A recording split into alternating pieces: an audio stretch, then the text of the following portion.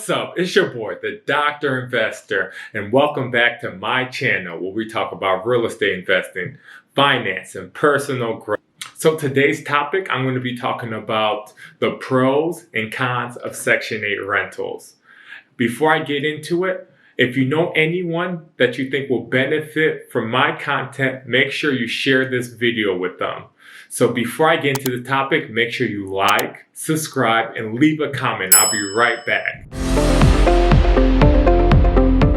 Some landlords have had nightmare experiences with Section 8 tenants, or heard from a friend who's also a landlord who's had nightmare experiences with Section 8 tenants. They'll say, oh, they're gonna trash my property. They're gonna have dozens of kids running through my property, damaging the property. They're gonna be smoking in the property. They're not gonna pay your rent. They're gonna be so disrupted, throwing parties every night. My property was ruined after I accepted a Section 8 tenant. But if anyone knows me, knows I love the Section 8 program. So I'm not going to sugarcoat anything today in this video. I'm going to be telling you all the pros, and the Section 8 program does come with its cons. I'm not going to lie. They do have some things within the program that may not be the most preferable for landlords. I'm going to get into all of that in this video. You can't make a sound decision if you want to be a Section 8 landlord or accept Section 8 tenants if you're not doing the proper research. Before I got into rented to Section 8 tenants, I've had mentors who rented to Section 8 tenants. I read books. I went to the HUD department to see everything there is about Section 8 tenants. So I've done my research. I've talked to people who've had success in this program. I have talked to people who've had nightmares in this program. So I'm going to get into every nitty-gritty detail, everything I've learned from being a landlord myself and also leveraging from other landlords I've spoken to. I think the very best thing about the Section 8 program is that the government subsidizes the majority of the rent. So typically in Chicago specifically, and I'm also familiar with the DC Section 8 program, they will subsidize anywhere from 60% to paying the whole entire rent for a tenant based on their financial situation. So when a tenant's only paying a few $100s to live in a property that's renting for thousands of dollars, the likelihood that they're going to pay that rent is high. And even if they don't pay, the government is what's paying the majority of it. So you do not have to worry about your money coming in every month because the government sends that direct deposit every month like clockwork. Another big pro with the Section 8 program is there is a low amount of vacancy. In real estate, turnover can be your most expensive cost. Turnover is when one tenant is moving out and you have to get a new tenant in your property. So in Section 8, the turnover is very low. The vacancy within your units is low. The average Section 8 tenants stay anywhere from 5 to 10 years, which is much longer than a market rate tenant. So what I preach is making sure you have high quality properties in high quality neighborhoods and making sure you're a high quality landlord. If you have these three things, that's the formula to have lifelong tenants. If you're in a neighborhood that the tenant feels a sense of community in, they feel like they have a great landlord, they feel like the property is really nice, what incentive do they have to leave, especially when there's such a shortage of these properties within the Section 8 program? What incentive would they have to leave your property if you have such a high quality one? They may stay for the rest of their lives.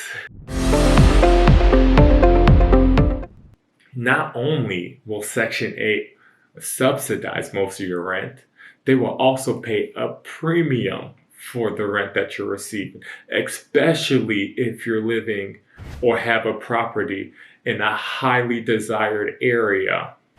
So everyone knows throughout the US, there are certain neighborhoods that families want to be in.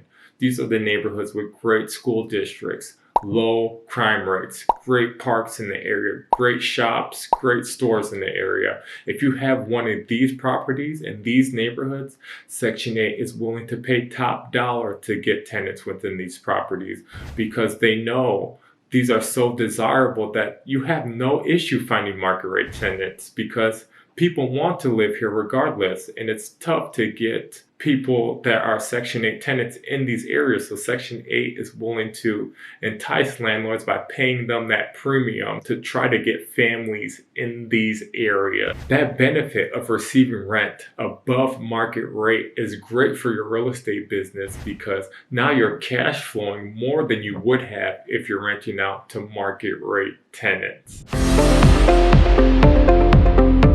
Another pro to renting out to Section 8 is that there's very high demand for properties and for landlords to participate in this program.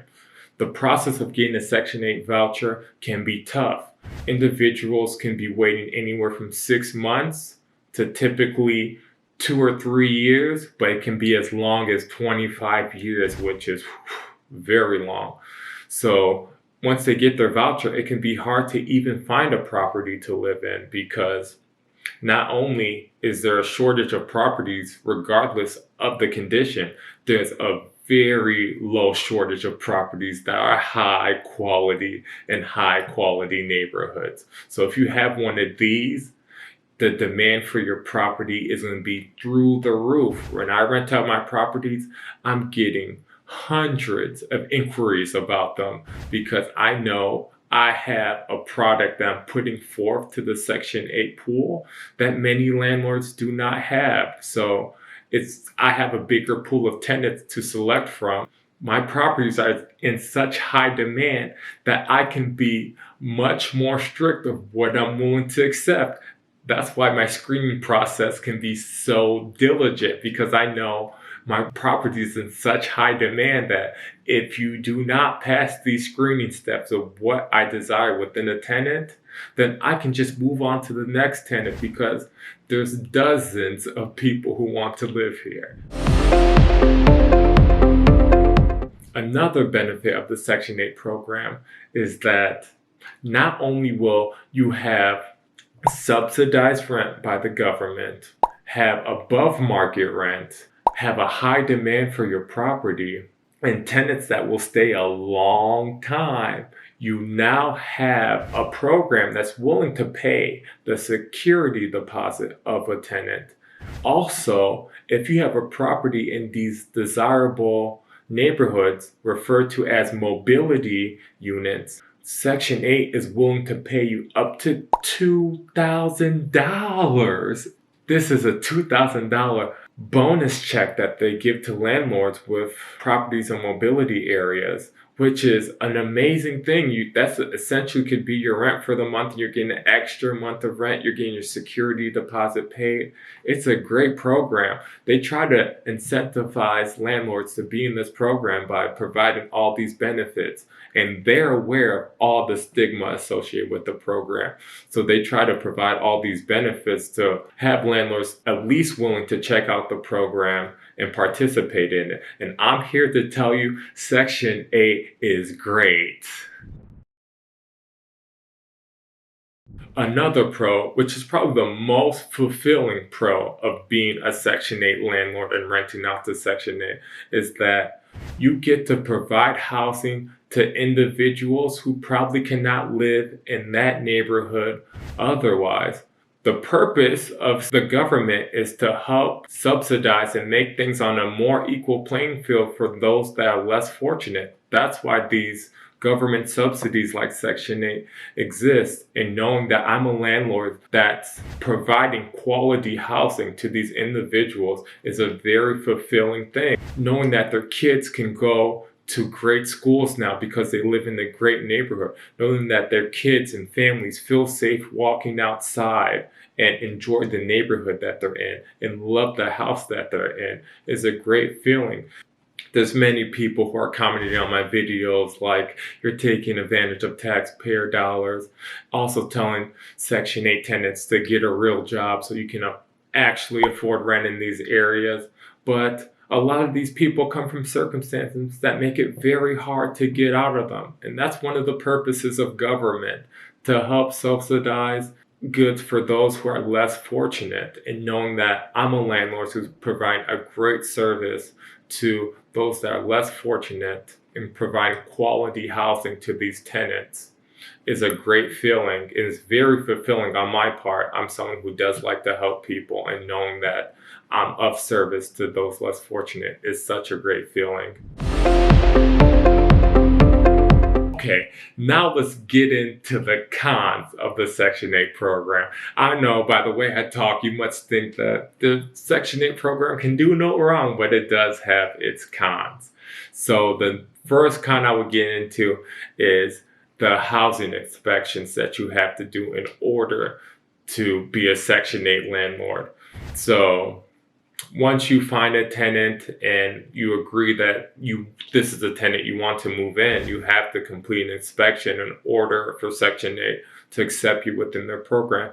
And they're very diligent and specific with their inspection processes. It can be a headache at times to abide by every rule that they want your property to be in. And it can be expensive at times. Sometimes you're making 4-figure fixes because Section 8 is deeming that you must fix this in order for you to pass an inspection. And if you do want to be a landlord within the process, you do have to abide by their rules and pass an inspection. And not only just pass one inspection. In Chicago specifically, if they have kids under the age of 5, you have to do an inspection every year.